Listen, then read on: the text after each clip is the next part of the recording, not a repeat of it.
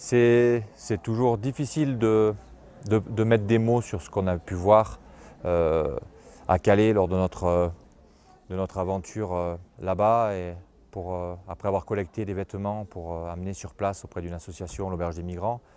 Mais c'était une envie malgré tout de témoigner, de transmettre ce qu'on a vu et au-delà de la description, de dire aux personnes présentes ici sur ce week-end voilà, qu'il y a du positif malgré tout, il y a de la solidarité malgré tout. Et on a vu des réfugiés avec des caractères incroyables, continuer à croire à la vie, à croire en l'autre.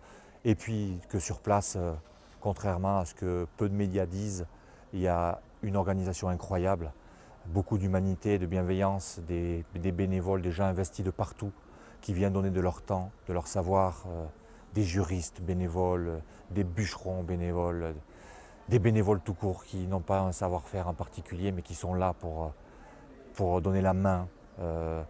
Et nous, ben oui, j'habite ici, cette vallée plutôt préservée de tout ce qui peut se passer dans le monde et c'était important pour nous professionnellement mais surtout individuellement de sensibiliser un peu plus la population locale par le biais d'une collecte de vêtements qu'on a réussi à acheminer avec des bénévoles de l'association et des habitants de la vallée.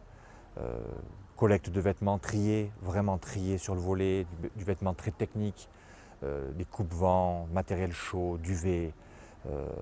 Voilà, et puis c'est parce qu'ils ont besoin de plein de choses, mais ils n'ont pas besoin de n'importe quoi pour autant. La laine dans l'eau et la boue ne sert à rien puisqu'elle ne sèche pas, par exemple. C'était tout ça, on avait envie, on avait ce besoin viscéralement d'apporter un petit peu notre pierre à l'édifice d'une honte qui est la situation de ces réfugiés sur notre territoire français. On avait juste envie, avec beaucoup d'humilité, de dire mais c'est pas possible, on ne peut pas rester dans notre vallée, dans ce cocon qu'est la vallée de Chamonix, sans mettre un peu la main à la pâte. Donc ces 2 journées transalpines, avec quoi comme but? Ces 2 journées transalpines, c'était forcément de participer, de pouvoir échanger avec tous ces participants, ces nombreux participants, de pouvoir renvoyer ce qu'on a vécu, de pouvoir témoigner, vraiment mettre des mots, tout en faisant attention puisque la situation là-bas est tellement complexe et tellement changeante. Mais pour montrer aussi que finalement, cette petite collecte, c'est presque 2 tonnes de matériel en 2 fois à collecter, ça s'est fait de manière très, très, très simple. Et on s'est rendu compte que le réseau, Internet, Facebook a permis de sensibiliser plein de personnes qui ne savaient, comme moi, vraisemblablement pas comment s'y prendre pour essayer d'apporter quelque chose. Et pas de n'importe quelle manière. Donc là, on a bien vu ce week-end, ces 2 jours permettent tout de suite de créer du contact. Des personnes sont venues nous trouver après nos témoignages en disant on est en Suisse, on a des jeux pédagogiques pour permettre de faire comprendre à des enfants, des adolescents, des personnes. Voilà, c'est une transmission tout ça, c'est se rendre compte qu'on n'est pas tout seul. On est nombreux à ne pas comprendre, mais à vouloir essayer de faire changer un peu les choses avec beaucoup d'humilité et pas de manière manichéenne, en essayant de comprendre ce qui se passe et ce qui se joue aussi. Voilà. Et de cette expérience à Calais, est-ce qu'il y a des regards qui te restent, des gens que tu as rencontrés, que tu as abordés?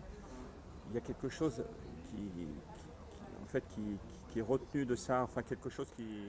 Ah ben, ça c'est vraiment compliqué parce que du coup c'est là, on a témoigné tout à l'heure, je pensais avoir, il y a du temps qui est passé depuis et en fait l'émotion est très présente. Les regards c'est avant toute chose de voir qu'à aucun moment on ne s'est senti en insécurité.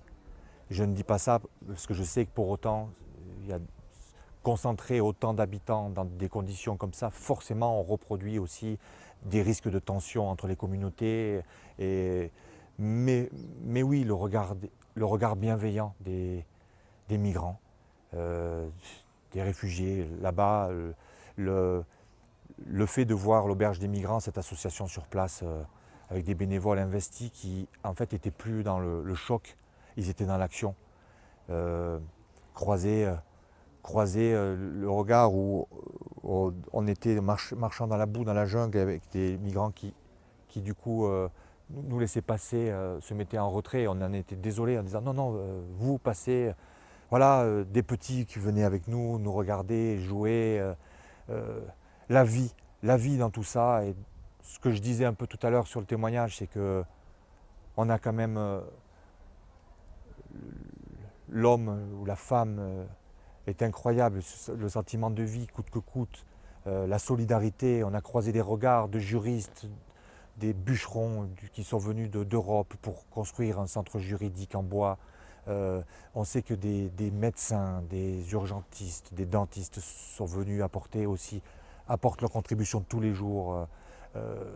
C'est ça aussi, il y a une forme de chaîne, de solidarité, une organisation qui se met en place dans des conditions qu'on considère comme abominables, mais que les gens y croient.